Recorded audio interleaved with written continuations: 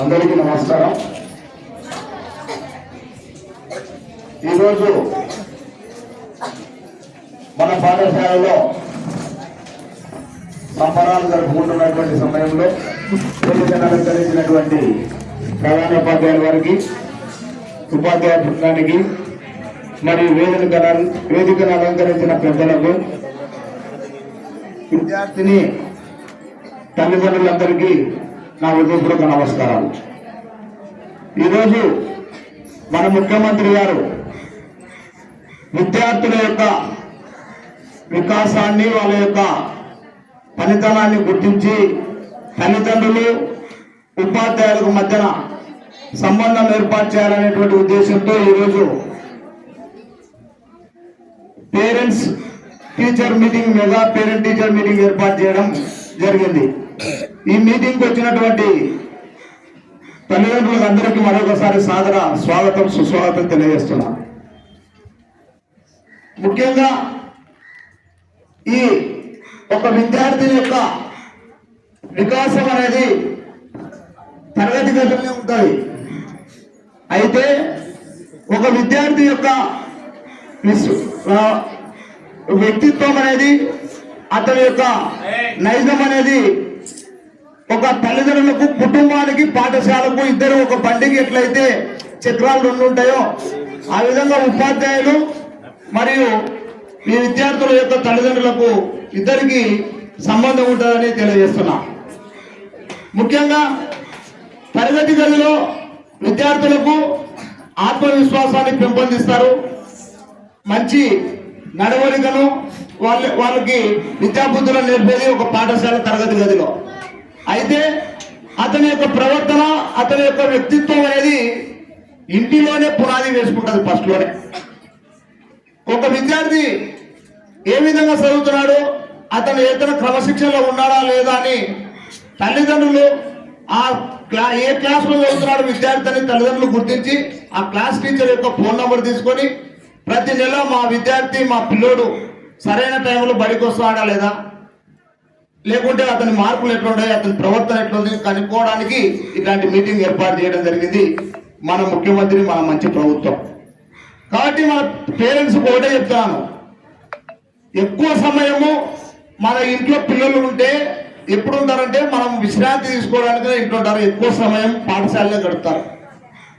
మనం పల్లెటూర్లలో మన పిల్లలు మనం పనులు చేసుకుంటూ మనం ఉంటే పిల్లలు పొద్దున్నే బడికి వచ్చి సాయంత్రం ఇంటికి వచ్చిన తర్వాత మనం పనులు పోయి వచ్చి విశ్రాంతి తీసుకునే టైంలో మనం అన్ని పనులు పూర్తి చేసుకున్న తర్వాత మన పిల్లలు నిద్రపోయినాడు. కాబట్టి ఎక్కువ టైము పాఠశాలలోనే అతని యొక్క క్రమశిక్షణ అనేది ఇక్కడనే ఉంటుంది. కాబట్టి మనం విద్యార్థి ఉపాధ్యాయులను ప్రతి విషయము అడిగి తెలుసుకొని మన విద్యార్థిని, మన పిల్లని యొక్క బంగారు భవిష్యత్తును ముందుకు తీసుకోవాల్సినటువంటి అవసరం మనకు ఉందని ఈరోజు తెలియజేస్తున్నాం. ముఖ్యంగా తల్లిదండ్రులకు భారం ఎక్కువ ఉండకూడదు అనేటువంటి ఉద్దేశంతో మన ప్రభుత్వం, మన కూటమి ప్రభుత్వం ఈరోజు సర్వేపల్లి రాధాకృష్ణన్ అనేటువంటి విద్యామిత్ర అనేటువంటి పథకాన్ని ఏర్పాటు చేసి తల్లిదండ్రులకు భారంగా ఉండకుండా ప్రైవేట్ స్కూళ్లకు దీటుగా మా తల్లిదండ్రులు ప్రైవేట్ స్కూల్కు పంపించలేదు, మాకు సరైనటువంటి సౌకర్యాలు చూడలేదని విద్యార్థుల యొక్క మనోభావాలు దెబ్బతీయకుండా ఉండాలని ప్రభుత్వం ముందు చూపుతో ఈరోజు వాళ్ళకు యూనిఫామ్ అయితేనేమి, పాఠ్య పుస్తకాలు అయితేనేమి, స్కూల్ బ్యాగులు అయితేనేమి, బెల్ట్, సాక్స్తో సహా తల్లిదండ్రులకు భారం కాకుండా వాళ్ళకు సాయం చేయడం జరుగుతుంది. అదేవిధంగా స్కూల్ పిల్లలు మధ్యాహ్నం, గత ప్రభుత్వంలో మధ్యాహ్నం భోజనంలో లావు బియ్యం తిని పిల్లలకు ఇబ్బందులు వస్తున్నాయనేటువంటిది గుర్తించి మన విద్యాశాఖ మంత్రి, యువజన నాయకుడు, యువ నాయకుడు లోకేష్ బాబు గారు ఈరోజు సన్న బియ్యంతో మధ్యాహ్న భోజన పథకాన్ని మెనూ ప్రకారం మన ఇంట్లో కూడా చూసుకోకుండా మన తల్లిదండ్రులు కూడా చూసుకునే విధంగా పిల్లలను చూసుకోవడానికి ఏర్పాటు చేయడం జరిగింది. అదేవిధంగా మన ముఖ్యమంత్రి గారు ఎన్నికల ముందు వాగ్దానం ఇచ్చినటువంటి సూపర్ 6 అనేటువంటి పథకంలో భాగమైనటువంటి అన్నదాత సుఖీభవ అట్లాంటి పథకాలతో పాటు తల్లికి వందనం అనే కార్యక్రమం ఏర్పాటు చేయడం జరిగింది. ఎన్నికల ముందు చెప్పినటువంటి వాగ్దానాల ప్రకారం ఇంట్లో ఎంతమంది పిల్లలు ఉంటే అంతమంది పిల్లలకు తల్లికి వందనం ఏర్పాటు చేయడం జరిగింది. అదేవిధంగా 10 మంది ఉంటే 10 మందిలో కూడా ఇచ్చినటువంటి ఘనత మన కూటమి ప్రభుత్వాన్ని ఈరోజు తెలియజేస్తున్నాం. అదేవిధంగా నేను ఉపాధ్యాయులు కోరేది ఒకటే, మనం తరగతి గదిలో మార్కుల కోసమే విద్యాబోధన అభ్యసించుతాం. మార్కుల కోసంతో పాటు వాళ్ళ జీవితం మార్పుల కోసం కూడా పాటుపడాలని ఈరోజు ఈ సందర్భంగా తెలియజేస్తున్నాం. ఓన్లీ మార్కులుంటే అతని ప్రవర్తన అనేది సరిగా లేకపోతే ఊకే మార్కులు వచ్చిన తర్వాత జీవితంలో మార్పు రాకుంటే ఏం లాభం లేదని మార్పుల కోసం కూడా పాఠం చెప్పమని ఈరోజు నేను సవినయంగా కోరుకుంటున్నాను. అదేవిధంగా మన పాఠశాలలో చూస్తే ఇక్కడ చెప్పకూడదు కానీ చెప్తున్నాను, ఇక్కడ వచ్చేంత పేద పిల్లలు చదువుతుంటారు. వాళ్ళకు ప్రభుత్వం ఇన్ని సౌకర్యాలు ఇచ్చిన తర్వాత ఉపాధ్యాయులు సరిగా సక్రమైన సమయానికి రాకపోవడం, ఇక్కడ ఉన్నటువంటి ప్రధాన ఉపాధ్యాయురాలు 5 సంవత్సరాలు ఉంటే 2001లో ఎక్కితే ఒక 2001 సంవత్సరంలో 15 రోజులు వచ్చింది సంవత్సరానికి గాను. 2002లో సంవత్సరానికి పూర్తిగా రాలేదు, 2003లో పూర్తి రాలేదు, 2004, 2005లో అప్పుడప్పుడు వచ్చి దొంగ సంతకాలు చేసుకునేటువంటి పరిస్థితి మన పాఠశాలకు ఉంది.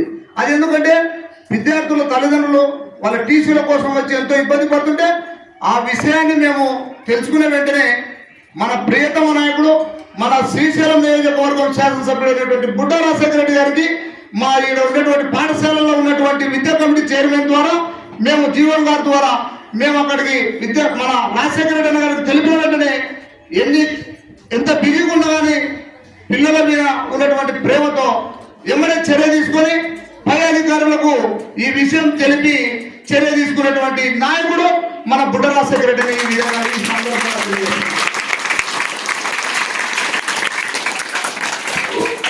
ఒకే విషయం చెప్తున్నా, తల్లిదండ్రులు మన పిల్లలను ఇన్ని సౌకర్యాలు మనకు భారం కాకుండా చేసేటటువంటి ప్రభుత్వంని మర్చిపోకుండా మన పిల్లల భవిష్యత్తును చక్కదిద్దుకోవడానికి విద్యార్థి ఉపాధ్యాయులతో కూడా మన పిల్లల ప్రవర్తన, ఆడపిల్లల యొక్క వస్త్రధారణ ఎట్లుంది, లేకుంటే మన పిల్లల యొక్క కటింగ్ ఎట్లుంది, వాడు సినిమాలలో చూసినట్టు స్టైల్ చేస్తున్నాడా లేదా, లేకుంటే స్కూల్కి కరెక్ట్ పోతున్నారా, వాడు హీరోగా ఈ స్కూల్ టైంలో మనం హీరోల లెక్క చూస్తే మనం లాస్ట్కు భవిష్యత్తులో 0 అవుతామని ఈ సందర్భంగా తెలియజేస్తున్నాం.